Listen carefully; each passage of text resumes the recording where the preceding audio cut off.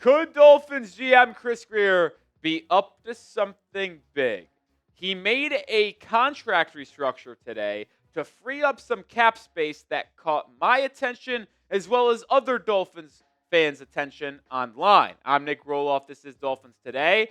The roster move or contract restructure Miami ultimately made was with linebacker Jordyn Brooks. They converted his base salary into a signing bonus, creating $3 million in cap space, which they desperately needed because coming into today, if you looked at the online, everyday, updated cap space for each NFL team by the NFLPA, Players Association, they labeled Miami having $714,000 in space. That was the lowest in the National Football League. But with the $3 million they created today by restructuring Jordyn Brooks' contract, it jumps up to $3.7 million in cap space. Many people wondered why Miami needed that $3 million in space, or could it make a trade of Jordyn Brooks a little bit easier? I got more coming up here in a second, but we have daily coverage of the Miami Dolphins, whether it's roster moves, rumors, contract restructures, everything you need to know about the Dolphins, we got you covered. Subscribe and turn on notifications.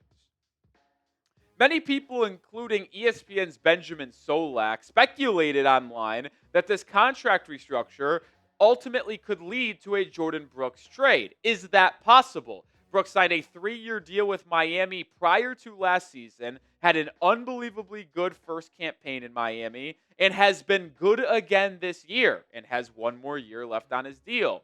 Brooks has put up really good numbers. He actually leads the NFL in tackles, which good for him considering he has a missed tackle rate of 5%. So to lead the NFL in tackles and only miss 5% of your tackles just shows how good he has been in bringing down ball carriers. Now, on the flip side, you never want your team to have the leading tackler because that means your front is getting blown off the line and unable to make tackles at the line of scrimmage or behind the line of scrimmage. Brooks hasn't had the best day in season in coverage, allowing an 84.7 completion percentage, but Brooks has been really good and sure-handed and available for Miami ever since he signed with us in free agency.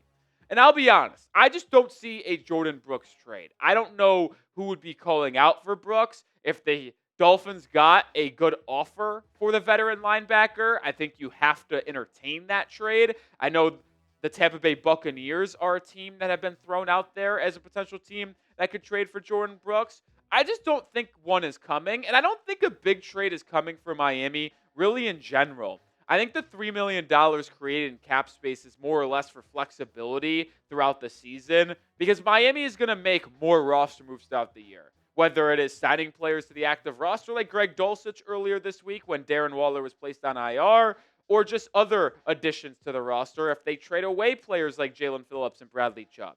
Miami is going to need to add players onto the roster in the remaining 10 games of the year. So when they do that, they're going to need some cap space. It's not always going to be big-time moves. There are minor roster moves that require space, which is why I think $3 million in flexibility was necessary. And if they ultimately do keep Brooks, he is going to be a pivotal and key piece for this Dolphins defense looking to have a bounce-back season in 2026 when he's entering the final year of his deal. So I don't really want to look too far into this. I don't think a signing is coming immediately after either. Maybe I'm wrong and Chris Grier ultimately makes a trade, but I just want to reiterate, since a lot of people were asking about it on social media, Twitter and X, if a big move is coming for Miami after the contract restructure, whether it's a Jalen Phillips trade, a Bradley Chubb trade, a Minkah Fitzpatrick trade, a Jordyn Brooks trade, if something's happening. I don't think anything is. I'm going to wait to see if anything actually occurs, but I'm going to sit back and say I'm taking a chill pill, and they just did it for the flexibility it provides the rest of the season. But what say you? Pin comment. Do you guys think a big move could be coming for the Miami Dolphins in the next couple of days? Type Y for yes or type N for no.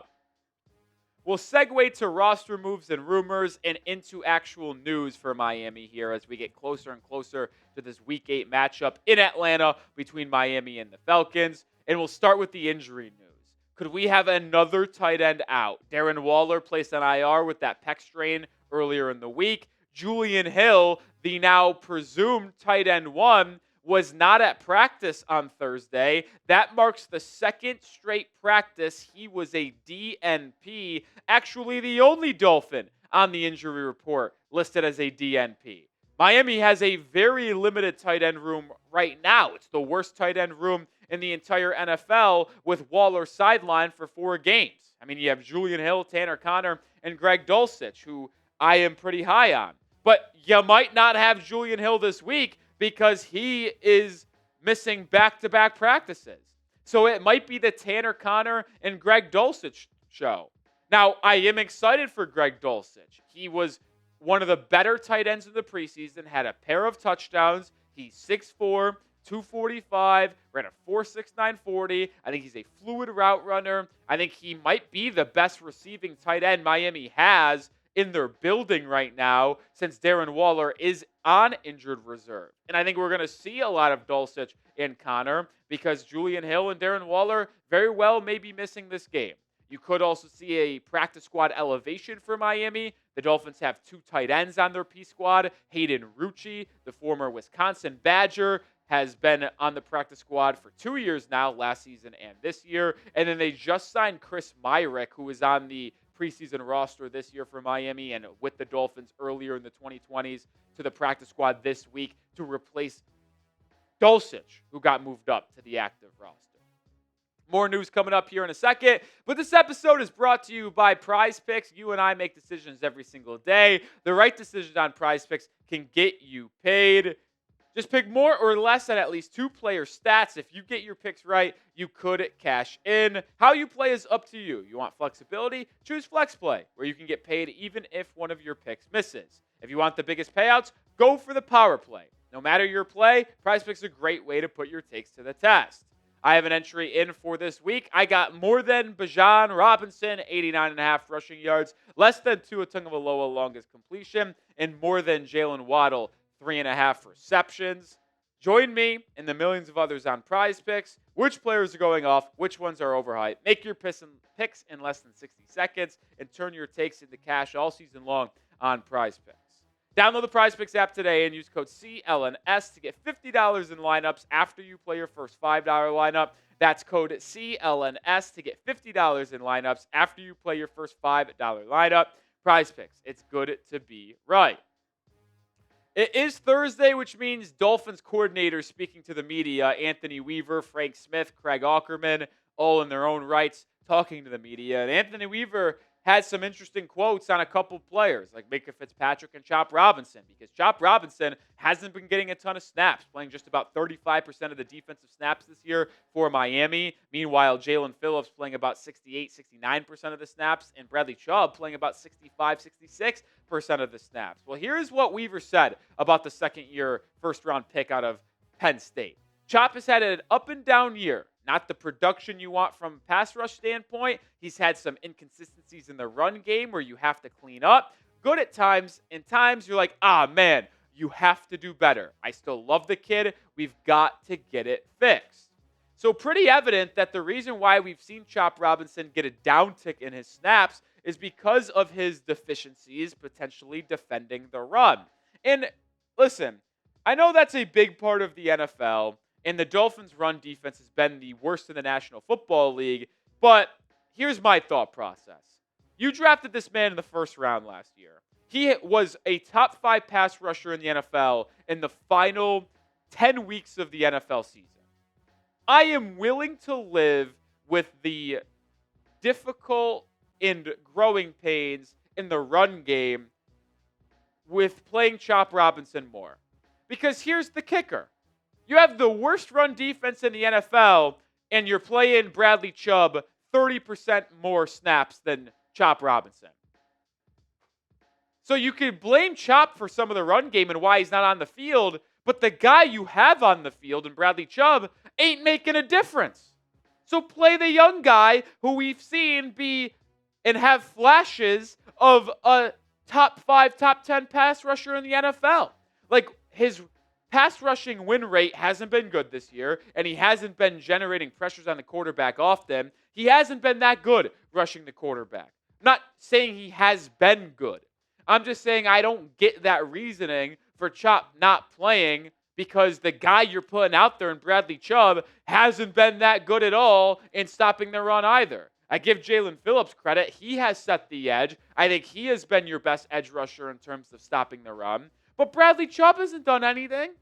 I've seen Chop Robinson make some plays at the line of scrimmage more than I've seen Bradley Chubb. Play the young man, dude. I can't wait till they play Bradley Chubb so they're forced to play Chop Robinson. I don't get the allocation of snaps. I don't. We're going to move off from the edge rusher to the nickel corner because Jason Marshall Jr., who has been on IR with a hamstring injury, is actually eligible to return, and he has been at practice for Miami. His 21-day practice window has been open. So he is certainly an option for Miami at nickel, where he was the starting nickel in the first 3 weeks of the year. Remember, got hurt in that game against the Bills on Thursday Night Football, sidelined in Week 4, Week 5, Week 6, and Week 7, eligible to come back here in Week 8. Anthony Weaver said they're not ready to bring Marshall back potentially, and it will be interesting to see if they keep Minkah Fitzpatrick at the nickel in the slot or bring Jason Marshall Jr. back and have him there and move Minkah back to safety. Well, I'll say this. Minkah Fitzpatrick has been absolutely phenomenal as that nickel guy and in the slot for the Dolphins. He has been that main guy for the past 2 weeks after Cornell Armstrong got hurt against the Panthers in Week 5. So Fitzpatrick has been the lead slot guy in Week 6 against the Chargers, in Week 7 against the Browns. Certainly a much better performance against the Chargers, where he had to defend the likes of Keenan Allen and Ladd McConkey in coverage, two guys who dominate the slot and predominantly play in the slot. Fitzpatrick's coverage numbers in that Week 6 game against the Chargers were absolutely awesome. Now, he had a little bit of a down game against the Browns, but only gave up one play where it resulted in 23 yards.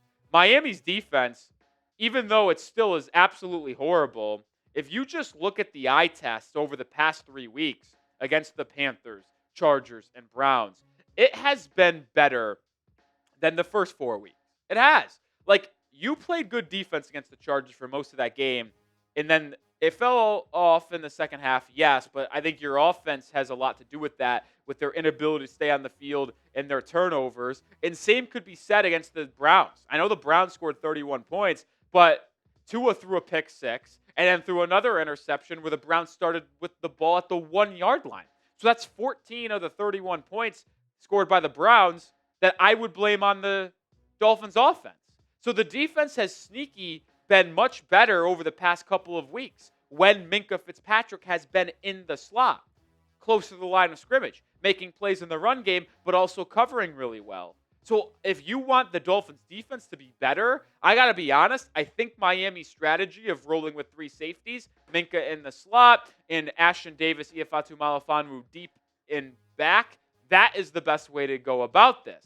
But I also think you could parlay the success that Minkah Fitzpatrick has had over the past month in this season into potentially a trade. Has 1 year left on his contract past this season, and with teams like Dallas and Philadelphia looking to bolster their secondary and defense, Fitzpatrick is a player I would expect Miami to receive calls on, and I think you might be able to get a third-round pick for Fitzpatrick because he has another year on his deal and because he is a top 10 safety in the league. He's been playing like that this season. He's been the best Dolphins defender. It's either him and Jalen Phillips. I think Miami should absolutely field calls on Fitzpatrick, and if the right offer is there, aka third rounder, yeah, I would be willing to trade Minkah Fitzpatrick. And if the Dolphins do make any trades or roster moves, like Jordyn Brooks contract restructure or a Minkah Fitzpatrick trade, we will have you covered here on the channel. So subscribe and join the family here at Dolphins Today.